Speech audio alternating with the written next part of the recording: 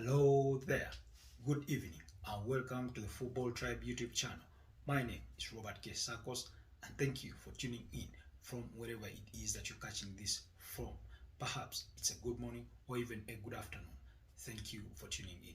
Today we will be reviewing all the rest of the games that happened from across the Premier League and beyond over the weekend. That's on Sunday and Monday, as United hosted Wolves.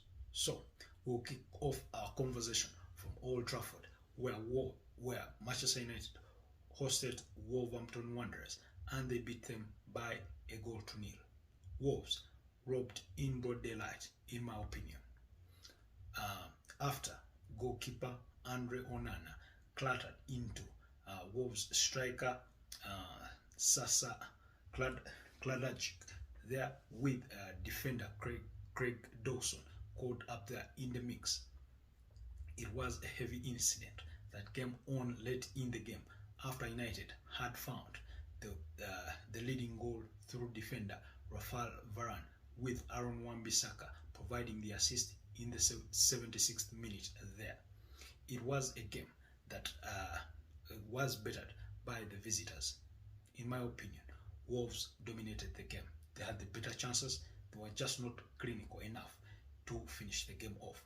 Chances fell to the likes of Matheus Cunha, Pedro Neto, among others, but they weren't clinical enough. And on the other side, you will have to give heavy credit to goalkeeper Andre Onana for keeping them at bay. He rose to the occasion whenever called upon to save Manchester United. Like I said, it was a game that was dominated by Wolves, although the overall statistics showed that Manchester United had about 56% of the possession, with Wolves taking 44%. The visitors looked quite potent in the attack. They were fluid. They were quite seeing one another. They passed well. They did press high. They were available for the counterattacks, making the runs from deep in their side into the United side, with Matheus Cunha, one of the leaders of those runs. He was very brilliant on the night, as well as Mario Lemina, the midfielder there. He was very brilliant in the game. While on the side of Manchester United, beyond the heroics of Andre Onana, perhaps Luke Shaw and Aaron Wan-Bissaka, you could struggle a little bit to put a finger on who the better player was.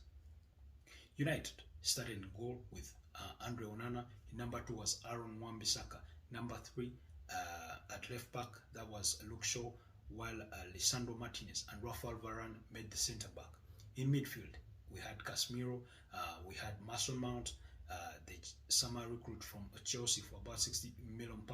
We had Bruno Fernandes in there.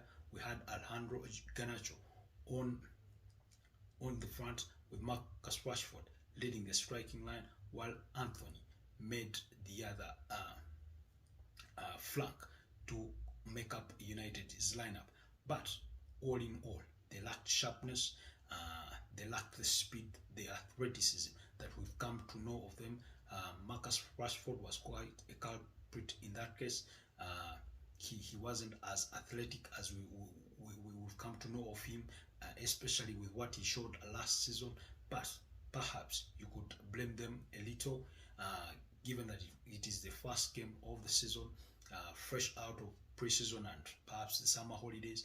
While on the other side, Wolves looked like a team that were playing their probably third game of the season. I think all the players, the likes of Nelson Semedo, were quite eager to impress new manager Gary O'Neill, who will be steering the club forward after Wolves earlier on had agreed to part ways with Julian Lopetegui, who has since left the club. The former Real Madrid boss and Sevilla agreed to part ways with the Wolverhampton Wanderers, and he was replaced subsequently by Gary O'Neill, who helped Bournemouth avoid relegation last season. So it was a beautiful game to watch. If you are a neutral, if you are a United fan, you will be pretty much concerned, perhaps as much as manager Erik ten Hag was, he did admit that his side were not up to pace. There's quite a number of things that they will have to going forward. I say Wolves were robbed. Indeed, they were robbed of a penalty that perhaps would have helped them level matters. They didn't deserve the result that they got. It is safe to summarize by saying that the best team on the evening lost. Now, and because it was a clear and obvious error that the referees avoided, even when VAR tried to intervene, there was not much decision made there, apart from the referee Simon Hooper giving Gary O'Neill a yellow card for protesting the decision of having not been awarded a penalty. And the PGMOL, that's the body that governs the referees in the Premier League, have since made a decision to drop Simon Hooper for match day 2, as well as VAR referee Michael Salisbury, as well as Richard West, the VAR assistant. Those have been dropped from selection for match day 2 in the Premier League for a clear and obvious error where they refused to award Wolverhampton Wanderers their deserved penalty. But all in all, it was a beautiful game to watch. Moving on Sunday we had Chelsea host Liverpool, a game that ended in a 1-1 all draw, with both sides having a goal cancelled. That was Mohamed Salah for an offside there, as he tried to double the lead for Liverpool, while Ben Chilwell had his goal cancelled as he tried to make it 2-1 for the hosts. Earlier on, Liverpool had found the lead through forward Luis Diaz, with Mo Salah providing the assist with an exquisite pass that cut through the defense. On the other side, on the opposite end, it was summer signing Axel Disasi, the defender, the towering defender, who found the back of the net for the equalizer for Mauricio Pochettino's side, who I thought did struggle in the opening 15 minutes of the game.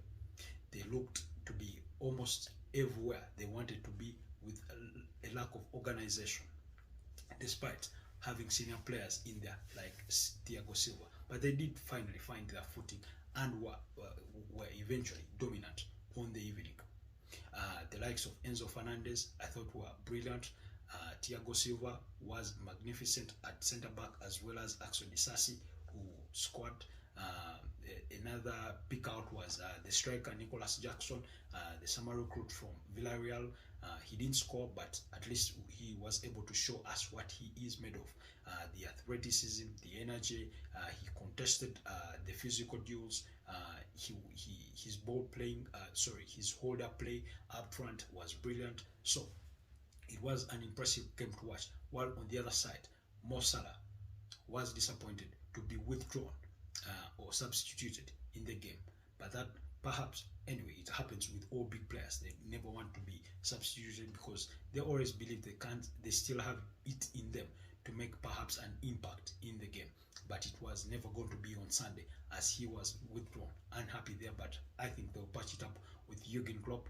But the few picks from the Liverpool side was Alexis McAllister. He tried in midfield, as well as Soboslai, another summer route from RB Leipzig, for a fee of about £60 million. That shot number 8 midfielder there. I thought he was good on the evening, but overall Liverpool were evident that they lack that defensive or holding midfielder in the form of, let's say, Caicedo, who they have since missed, by the way, on, as he has chosen Chelsea over them. Perhaps somebody like a Casemiro or a Thomas Partey, a player of that caliber, since they have since let go of Fabinho, so he has since left for the Saudi Arabia Pro League. So they did miss a player of that profile in their midfield, and you did feel that they struggled a bit. Enzo Fernandez and Conor Gallagher did dominate play. So with their backline of Virgil van Dijk, I thought, who was good on the evening. Robertson and Trent Alexander-Arnold weren't the overlapping defenders and great passers that we've come to know of them over the last many seasons that we've watched them. Up front, you had Diego Jota, you had Luis Diaz, the goal scorer there, and Mo Salah, who for the side of Diego Jota had little impact, so to speak, in my opinion. Darwin Núñez coming on late in the game, he tried to snatch it for Chelsea, but it was never going to be, as his ball was deflected wide out. So it was another beautiful game to watch from the weekend. Beautiful game to watch over the weekend. So moving on, those were the results from the Sunday and Monday. But the other game that was played on Sunday was Tottenham when they visited Brentford. The game ended in 2-2, a 2-2 scoring there. You felt both sides put up quite a good performance. It was a brilliant game to watch. If you are again a neutral, if you're a Spurs fan, you sort of had your doubts here and there about the overall performance, especially defensively after the withdrawal of Romeo, who had found the opening goal for the visitors. So, and remember, Brentford were without their striker Tony, who is on a suspension. So we'll be waiting to see how better they can improve on their performances, especially if they hope to finish in those Champions League places, although I predicted them to finish otherwise. So that was all the action from the Premier League between Sunday and Monday. Moving on, in La Liga, Barcelona were held to a goalless draw by Getafe, while Atletico Madrid were 3-1 winners against Granada. That game with Memphis Depay scoring a very brilliant strike. You should go and check out that goal if you can, or if you haven't watched it already. Brilliant strike. The other game involved Cadiz and Deportivo Alves. Those ones shared the spoils in a 1-1 all draw. So that was some of the action from the weekend.